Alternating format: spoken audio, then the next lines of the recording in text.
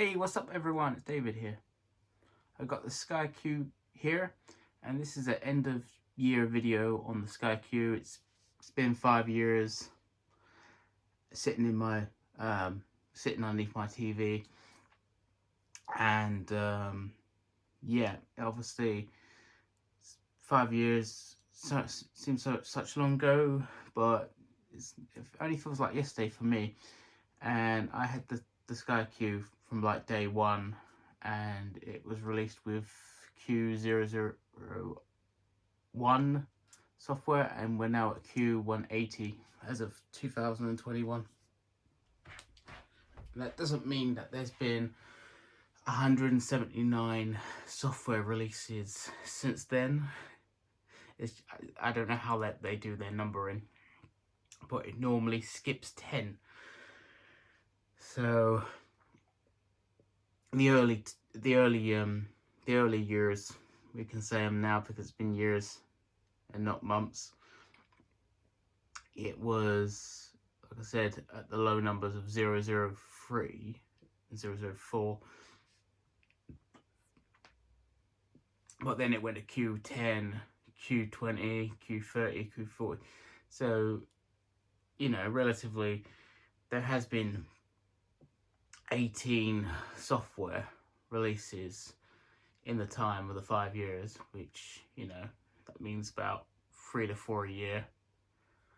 And obviously times that by 5, you know, the numbers eventually do add up. But anyway, when the SkyQ launched, it only had 3 partners, and only one of them was really one major, YouTube. That's what it released on, and it was obviously one of the reasons why a lot of people, when they were thinking about joining service providers, they always looked at, well, YouTube was available on the Virgin box, but it wasn't available on the Sky box, and that didn't really make sense for a lot of people. So the SkyQ launched with YouTube, because it was available on the game consoles and the smart TVs. So the logical thing for Sky was to get that on there, because they had hardware limitations on the Sky Plus HD box that prevented them from being able to implement YouTube. They actually could have implemented YouTube on the Sky Plus HD box, but the problem would be advertisement. It didn't have the ability to support the YouTube Google ad, the Google ad implement in the software, be able to monetize views. So that's probably one of the reasons why it never actually went on to the Sky Plus HD box. I mean, a lot of people would say that the Sky Plus HD box could not support YouTube. It actually could. If anyone knows anything about coding, or how, you know, anything, you know, software operating system works, it's, yeah, it could do it. Let's just put it that way. Just trust me on that one. But anyway, the next major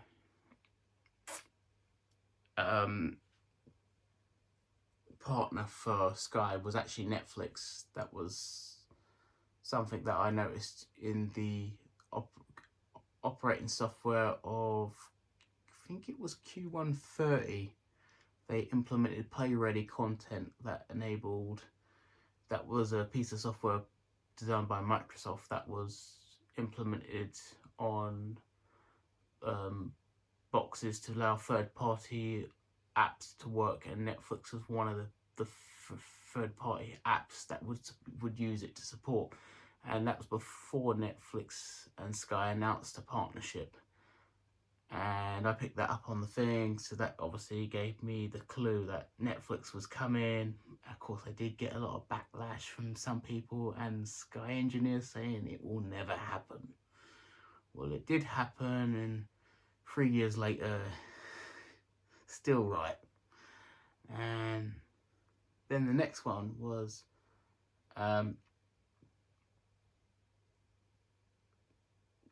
well, it was Disney Plus that became obviously a Sky partner, and that got implemented in the box.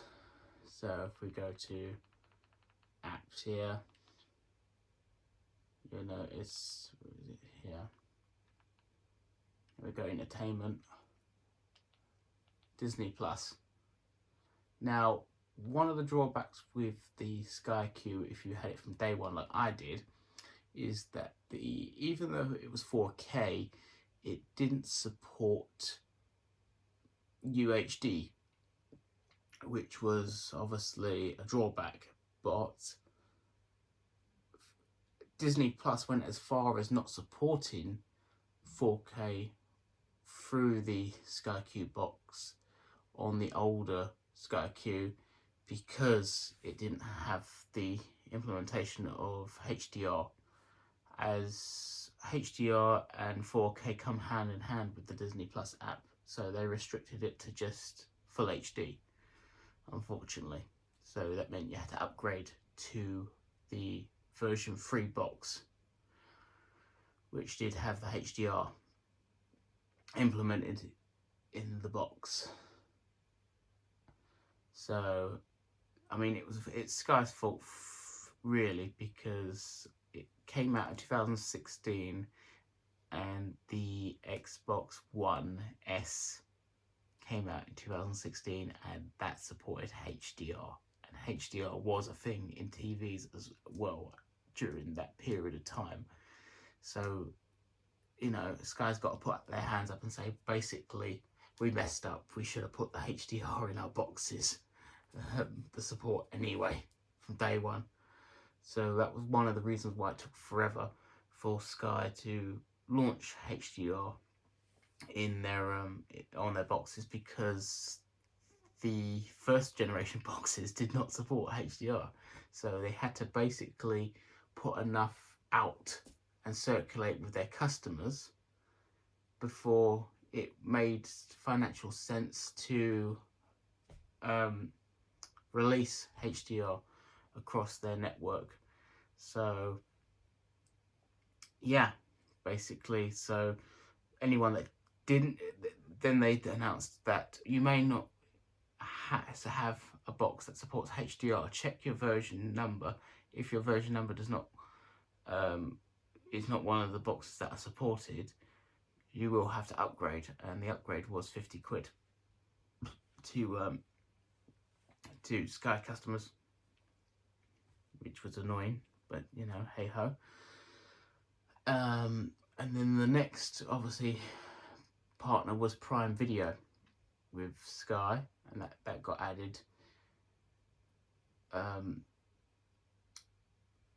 I believe it was the beginning of this year, and obviously the latest introduction is Apple TV, and that got released in December, and that was pushed forward early because that was supposed to come out in 2022, but I believe Apple and Sky wanted to basically capture the Christmas audience, so they pushed forward it earlier than what it was originally planned. So that's why we obviously have the Apple TV right now instead of in 2022. Also, it got implemented in the Sky Glass TV. So there was also Discovery Plus, but that's been a bit of a hit and miss for me, and that was released end of last year.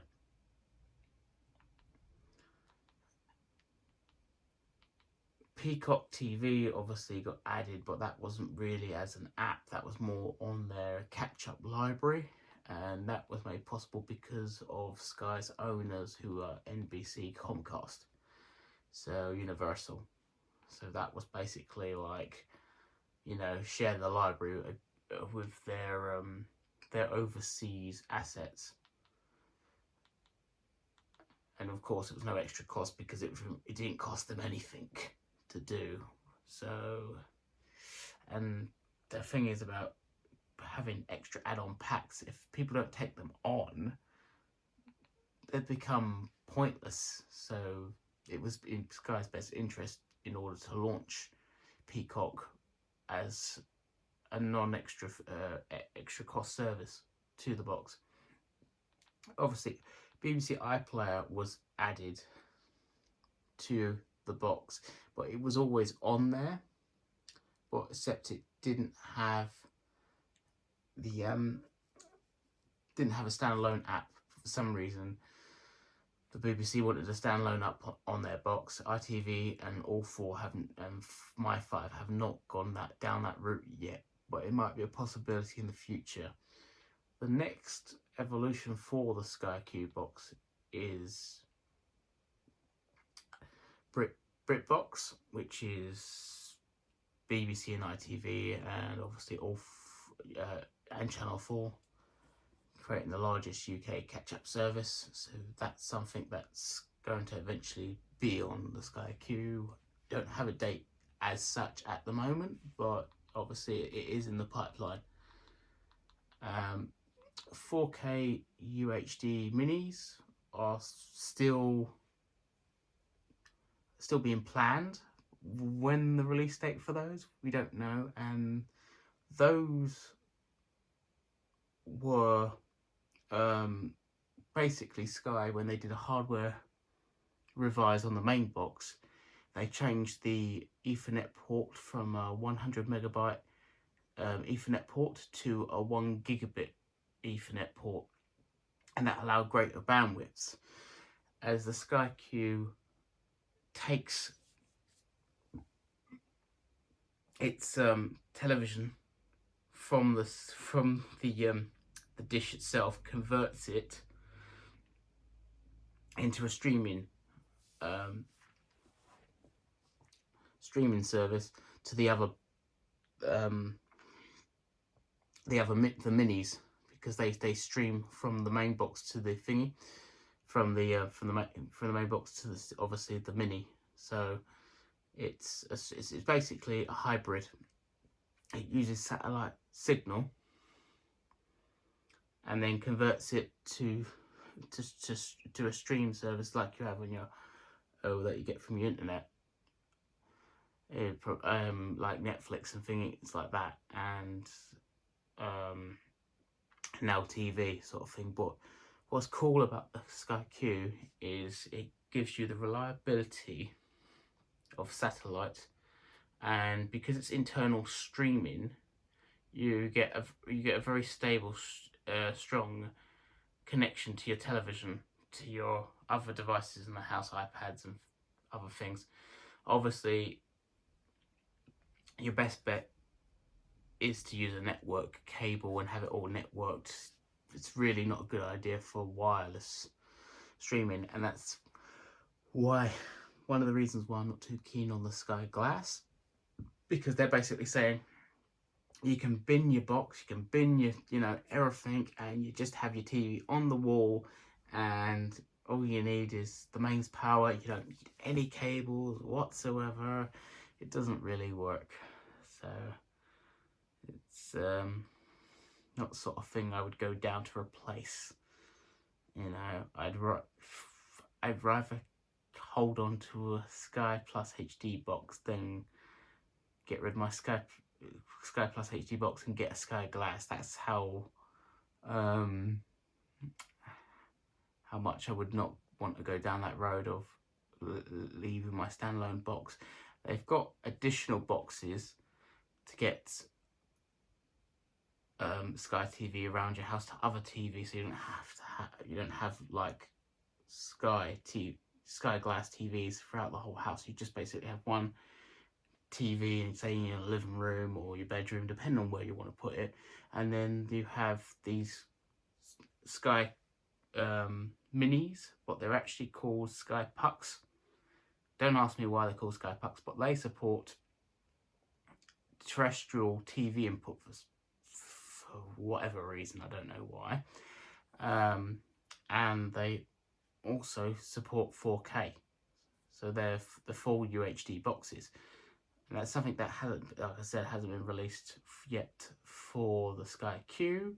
I said it is in the pipeline, but a release date hasn't been exactly announced yet, fortunately. But hey ho, eventually it will happen. As the Sky Glass will not be replacing the SkyQ. It's just an extra add-on. It's basically catered. I mean, it's aimed at a market that doesn't allow you to have a satellite on the outside of your house. So it allows you to, so it's more for flats or anything like, anything like that. But as an actual replacement, it's not a replacement. It's just a pure add-on. There is questions why Sky went down that road anyway, because Now TV is Sky as well. Okay, it's basically in competition with it. The Sky, I mean, Now TV and Sky Glass are basically in competition with each other, really, because that's what the whole point of Now TV was, to offer customers Sky TV without the dish again. So I can't think of a reason why they've decided to go down that road. Maybe drop the Now TV brand. But Now TV was targeted as a cheaper standalone TV service that you could cancel at any time, no subscription. So yeah, but yeah, if you look, also they added games back to the Sky platform, as that was removed after Sky Plus HD box. The Sky Plus HD box didn't carry it forward, but it was one of the things that were in the early Sky Digital brand. They had these things. There was a game called Beehive, which is obviously back on the SkyQ. A few other ones, but the Beehive one was the only one I could remember, and Bullseye, but I'm not sure if Bullseye is on there at all. But yeah, so voice activation obviously shows up. So you say Disney Plus.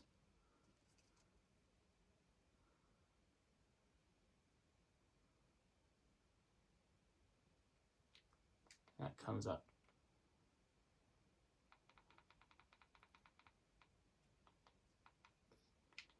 The Apple TV Plus doesn't work with voice activation at the moment because they haven't added the support yet. It's still early days anyway, but they are planning on doing it. So you'll be able to say morning show and it'll just come up. But the partnership with Apple TV Plus it's basically Sky has collaborated with Apple. If you've got if you've got an Apple TV box, the standalone box, you can download the Sky Go app, and that now links to your SkyQ like it would be on an iPad, but you're getting it on the big screen. And so what Apple have gotten with this is that, say there are 15 million SkyQ boxes, argument's sake, maybe, I think there's really 10, but say there's 15 million. Actually, not what you say, there's 10. Say there's 10 million SkyQ boxes, because there are in the country. And obviously they got the minis and other things like that, so it's a lot of viewing screens. So Apple immediately have got an audience of up to 10 million extra viewers for their programming. So that's why it's Apple have gone on their platform anyway, and also they've expanded on all the smart TVs, because they're trying to cover a lot of ground that they haven't got. So they're trying to capture Netflix and Disney Plus's audience. But obviously it will all come down to programming at the end of the day. That will mean whether or not people will subscribe to them. But they're trying to move away from the fact that we're a iPhone, iPad only service kind of thing, because most people don't have Apple TV boxes in their living room. They tend to stick to, like I said, Sky. If they have SkyQ, or they have the Virgin box, or they have the BT UV box, so if they can get on as many platforms as possible, it just opens their audience up more. So well, that concludes the video. As you can, as I've covered, the SkyQ has evolved quite a lot in 5 years. One would say that when it launched, it didn't have the best launch because it had nothing on it. But over the years, it's gotten better. So thanks for watching. Don't forget to subscribe. Please, if you've lasted this long, please, if you could click that like button, like anything, that would mean a lot to me, as YouTube's algorithm depends on it. So once again, thanks for watching. Don't forget to subscribe. Bye for now.